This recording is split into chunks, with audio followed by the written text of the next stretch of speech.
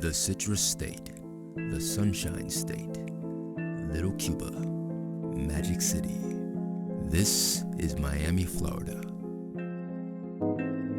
And this is a monthly report dated February 2003, obtained through public record. The officer, F. Adams, seems to have high marks in all the right places, except where the department believes it counts. With a 4.1 or above score being satisfactory, a 7-point score being above satisfactory, and an 8.2 and above being outstanding. Initiative was marked with a 4, a tenth of a point below acceptable numbers. In addition, Officer Adams receives low marks on patrol techniques, reaction to stress/boredom, and energy projected into the job. He receives high marks in uniform, personal grooming, courtesy, working well with others, organization and details, and many other categories. All in all, it wasn't good enough for Miami's finest. The second page of the report shows records of the officer's arrest, side by side with the performance of the officer's squad, each crime separated by classification. The bottom of this document indicates that this Miami Police Department deals in quotas. It states, Officer Adams' stats for the month were well below the squad average. It is difficult to believe that in 13 days of road patrol, he did not have any arrests. I hope the transfer to Platoon 2 will be beneficial for both Officer Adams and his new squad. The report starts off showing a few areas in which Officer Adams had low numbers. However, the officer who wrote these comments on the final report decided at that time to transfer Officer Adams due to his lack of arrests. In August 2008, 5 years after this incident, a letter written by Police Chief Jorge Quota to a Miami police station surfaced. The subject, monthly and yearly evaluations. Quota states in the letter, he received several ratings showing employees that wrote only 6 reports and several only 12 reports, and no arrests for the entire month. This is unacceptable. If you choose to allow your personnel not to perform, you will endure the repercussions of your inactions. He points to overtime hours being stripped from officers, stating, overtime is a privilege and not a right. Based on evaluation, any individuals identified as lacking in productivity will be excluded from working any overtime detail and will be assigned details only during their regular scheduled hours. He ends the letter with the following. I can't state this any clearer. The lack of, quote, business as usual will not be tolerated any longer. Arrest and traffic ticket quotas. These blatant and illegal acts are not exclusive to any one section of the country.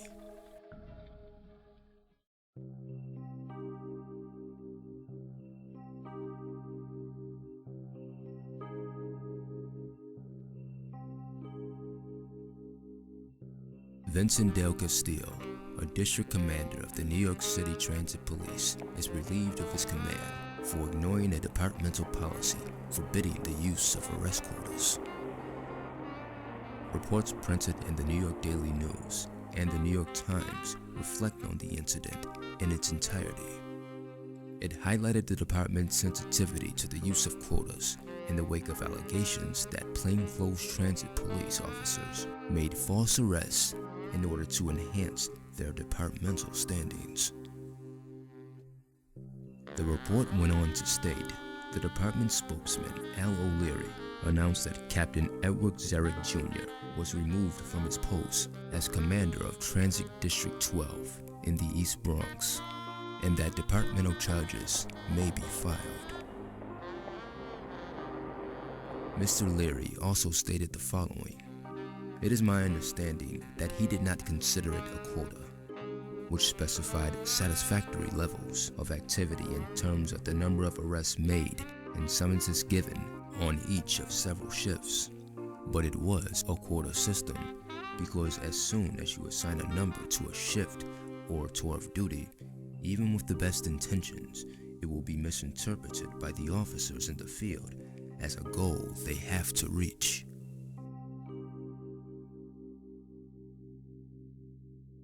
Arrest quotas plagued the Bronx once again, this time on television. A 5-year veteran of the NYPD says his conscience could no longer allow him to remain silent. He claims at the 41st precinct in the Bronx, it's all about numbers, number of arrests and summonses, often of young minorities who have done nothing wrong. When Officer Adil Palenko dreamed of becoming a cop, it was out of a desire to help people, not, he says, to harass them. I'm not going to keep arresting innocent people. I'm not gonna keep searching people for no reason. I'm not gonna keep writing people for no reason. I'm tired of this. Officer Palenko says one police plaza's obsession with keeping crime stats down has gotten out of control. He claims precinct commanders relentlessly pressure cops on the street to make more arrests, give out more summonses, all to show headquarters they have a tight grip on their neighborhoods. Our primary job is not to assess anybody. Our primary job is to get those numbers and come back with them. Why do it? They have to meet the quota. 1 arrest, 20 summonses. Things are not going to get any better. It's going to get a lot worse. This audio recording, exclusively obtained by Eyewitness News, seems to back up Officer Palenko's assertion of a quota. Listen to one officer as he lectures patrolmen during roll call at the 41st precinct. And if you think 1 in 20 is breaking your guess what you're going to be doing? You're going to do a lot more than what you think. In another recording, a patrol supervisor appears to step up the pressure to write more and more summonses. Next week, it could be 25 and 1. It could be 35 and 1. And guess what? Until you decide you're going to put this guy with those couple pieces of delivery man, this is what you're going to be doing until then. We understand each other. He's being clear. The only choice that we have is to do it. You're telling me that they're just stopping people without a reason? Is that what you're saying? We're stopping kids walking from school. We're stopping kids walking upstairs to their house. We're stopping kids from going to the store. Kids, young adults. In order to keep your activity. In order to keep that quota. And they was just treating us like we was criminals. An officer's confession, a department's embarrassment, a police commissioner's growing scandal. Raymond Kelly. Appointed police commissioner in 1992, and again 10 years later in 2002, Commissioner Kelly, like his second predecessor, had a difficult time avoiding scandal. Bernard Kerik, who served as New York's police commissioner from August of 2000 until December of 2001, was charged with multiple crimes. These included conspiracy, mail fraud, wire fraud, and lying to the IRS. In November of 2009, Kerik pled guilty to tax fraud and lying to White House officials. He is currently set for release in October 2013. Commissioner Kelly, also like Kerik, was no stranger to bad press. But when word of an officer speaking out about arrest quotas was leaked, very little, if anything, changed. It's difficult to have to announce for the second time this week that police officers have been arrested for misconduct. After a week that began with half a dozen officers accused of running guns in Brooklyn and ended with corruption indictments against another 16 officers in a ticket-fixing scandal in the Bronx. But an organization our size, we're going to have some who will violate their public trust. 4.5 hours outside of New York City is Arlington, Virginia, an urban county of about 26 square miles located directly across the Potomac River from Washington, D.C. Aside from the political mischief taking place on a daily basis, another kind of mischief has overtaken this small community. Ticket quotas from the Arlington Police Department. Police are found to have them, but but are quick to deny any validity to the reports and memos that describe the procedure. If somebody needs to be held accountable for this, it's me. Arlington County Police Chief Douglas Scott says he never saw any of the memos like this one that required officers working an overtime shift to catch people speeding write 5 tickets per hour. That is one of the documents that we are going to revise. The memo is one of 4 containing what looks like quotas for police officers. One of those memos we received from our Freedom of Information Act request is the same one an Arlington police officer gave us last month. It lists monthly numeric expectations for parking and traffic tickets as well as arrests. And it said failing to attain those goals could result in disciplinary action. Chief Scott has since rescinded that memo. Nobody has ever received a suspension, a former letter of corrective action, something that would go into their personnel file, or certainly been, up to including terminated because they didn't write enough tickets in a month. Although he added that doesn't mean officers haven't been counseled by their superiors for not being proactive. One of the memos we obtained goes back a year and a half to October of 2010. And in it, it identifies specific production numbers expected for traffic tickets, parking tickets, arrests, field observation reports, and DUIs. No, I didn't see it before then. And you never saw this either? Chief Scott says he's neither angry nor surprised that he didn't see the memos before they went out. He says in a department with 500 employees, he can't see everything, but he is making sure nothing resembling quotas will go out again. From the highest level of the organization, we're not about quotas. I don't expect it. I won't tolerate it. If people sense that they're under that kind of pressure, then they need to communicate it through their lines of supervision, and we would take steps to eliminate that. Chief Scott says he finds it hard to believe that he's been chief for 9 years and has never seen any of these documents until recently. He says no officer has ever complained to him about quotas, and he hopes that's a sign that they don't believe there are any quotas. With blatant misconduct, illegally ticketing drivers, whom of which have committed no violation of traffic law, Arlington Police Chief Douglas Scott is not angry or surprised he didn't see any of the memos. Apparently, like in New York, the commanding chief seems to believe these incidents are not of a significant importance. The answer is vigorous law enforcement. That's the only answer. That's the only answer. How about justice? You hear a lot about justice with law enforcement. Justice is merely incidental to law and order. Law and order is what covers the whole picture.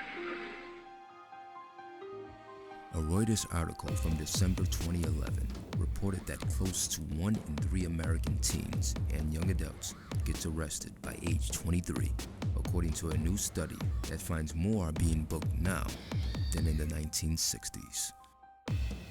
The study outlined juvenile delinquency and was conducted by Robert Brame and colleagues of the University of North Carolina at Charlotte.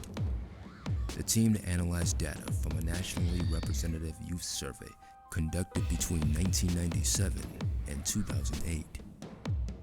A group of more than 7,000 adolescents aged 12 to 16 in the study's first year filled out the annual surveys with questions including if and when they had ever been arrested. At age 12, less than 1% of participants who had responded had been arrested. By the time they were 23, that number climbed to 30% with a history of arrest. It went on to state, for most minor offenses, teens and young adults will get a term of probation or another minor penalty. The most serious adolescent offenders and those with a prior record could be prosecuted as adults and end up getting a prison sentence. Brame said that being poor, struggling in school, and having a difficult home life all have been linked to having a higher risk of arrest in that age group. Facts backed up by many researchers across the world. But facts don't stop police IAD from ignoring evidence. The Internal Affairs Division Chief for the NYPD is Charles V. Campisi. For Arlington, Virginia, there's Captain D. Daly. And New Mexico in 2008, Farron Segata. Is there more motivation behind that ticket than just a traffic infraction? A records request revealed a patrol plan given to some state police officers last year. It says Santa Fe officers are mandated to average a minimum of 100 citations and 3 DWI arrests per month, along with any other activity. Same goes for officers patrolling Pecos. Consequences? Lower evaluations ratings, loss of overtime privileges, and loss of the ability to switch shifts. We asked Chief Farron Segota about the mandate. That sounds like a quota. Well, it's not a quota. I can understand where the public may think it's a quota. It's just like anybody who works out, whether in the government sector or the private sector. You're expected to put a work product out. Chief Segota calls it a minimum performance standard. All 12 state police districts in New Mexico, he says, have different standards depending on crime levels. The chief says officers have other work to do that can affect their ability to meet standards, which is okay. And he's adamant. It's not a quota. All traffic stops have to be observed by the officer, and the officer has to have reasonable suspicion and probable cause to issue the citation. And that's what we expect our employees to follow. So what is a quota? Let's head over to Merriam-Webster's dictionary online. So here's the definition. A proportional part or share, especially the share or proportion assigned to each in a division or to each member of a body. While it's easy to get lost in the definition, this man says the mandate is clear. Anytime they have what's called a performance expectation or a performance standard, it really is a quota. Osama Rashid, president-elect of the New Mexico Criminal Defense Lawyers Association, says quotas can pressure officers, especially during DWI stops. And they stop somebody and they're a .04 or a .05, they will make that arrest to meet their quota, and then whatever happens in court happens in court. But that person still has to hire an attorney, go through the process, be charged criminally. The chief adds that officers who don't meet their performance standard won't face punishment immediately. The sergeant will work with that officer to correct any problems, the chief says. In the meantime, Rashid recommends drivers obey traffic laws as if there's a police officer in the passenger seat with you. In December 2010, several years after this news story, Segota decided to retire and said he has accepted a job with Safer New Mexico Now, a nonprofit organization that strives to reduce death and injury on the state's highways. An efficient way to stop all investigation of an individual in a position of power is for that person or persons to change their position or retire. Once again, halting investigations of arrest and ticket quotas on local and state levels.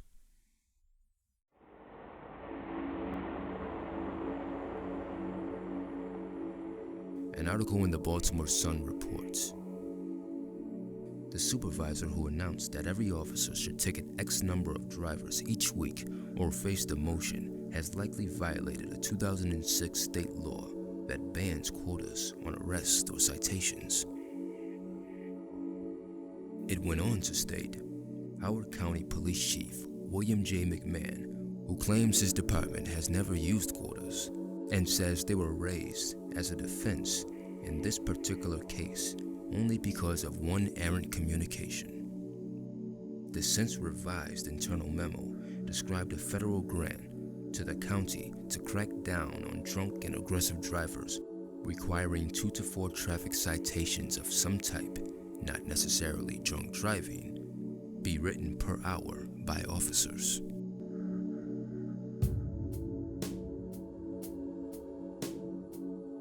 Miami, New York, Arlington, the state of New Mexico, and Baltimore. 4 major cities, along with a state of over 2 million, all showing signs of perhaps the most egregious police behavior ever seen at a national level.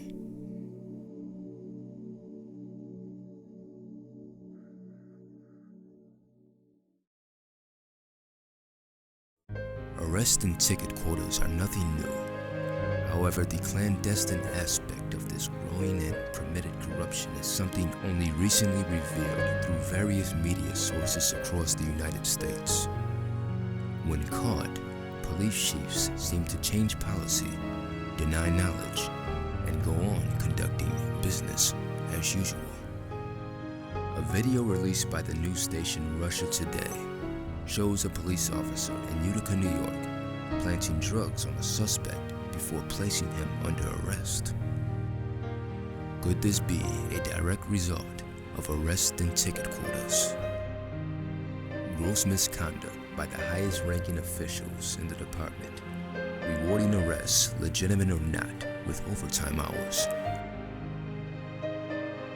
If these are the cases from big cities across the country that we know about, imagine the cases in smaller towns or states.